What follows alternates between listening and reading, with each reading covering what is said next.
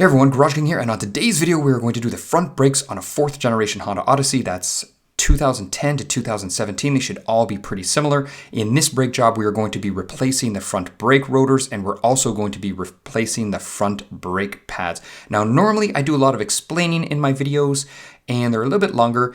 Today I want to try a little bit different format. I'm going to throw up some music and I'm going to throw up some words in the background to try to explain how everything's done. Hang on for 2 seconds.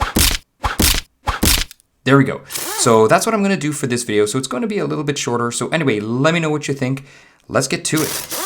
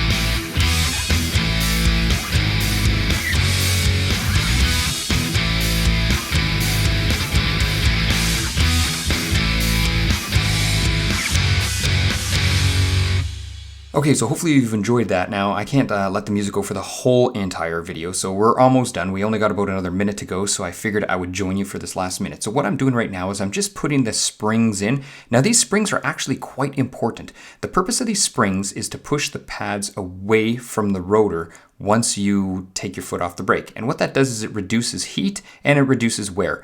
Now the thing is, you can see here, they easily pop out. So they're kind of tricky to do, but basically you can do it. You just gotta kind of maneuver them around as best you can. And actually when they're popping out easy like this, it's good because it means nothing's hanging up. So in a brake job, that's how you want them to be.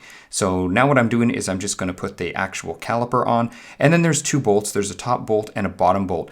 Now it's important, you saw me use my impact gun in the video. I take everything apart by impact gun, and then for the actual caliper bracket bolts, I did use the impact to put them in, but only just to sort of drive them in lightly, and then I hand tighten everything. Now for these caliper bolts right here, I always do them by hand because they snap very easy. So when you put them in, please do them by hand, and as always, push the brake before you drive. That's it. Hope to see you next week.